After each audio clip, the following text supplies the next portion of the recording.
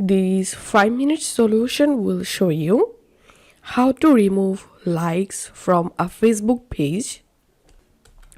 First of all, open Facebook on your computer browser and make sure to switch to the Facebook page, and make sure you are the owner of the page or you want to remove likes. And now click on followers, and if you don't see the follower option here, then click on more, and here you will get follower. Once you are in follower list, here you will get likes. Click on it, and here you will get all of your Facebook likes. Now, to remove someone from your Facebook like list, simply click on this three dot next to the profile,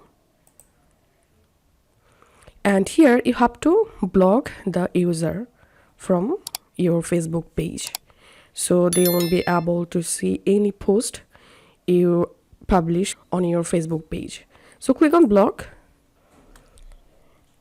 and here select ban and click on confirm. This is how we can remove someone from our Facebook page likes. If this video helped you out, please leave a like and leave a comment down below. Thank you for watching.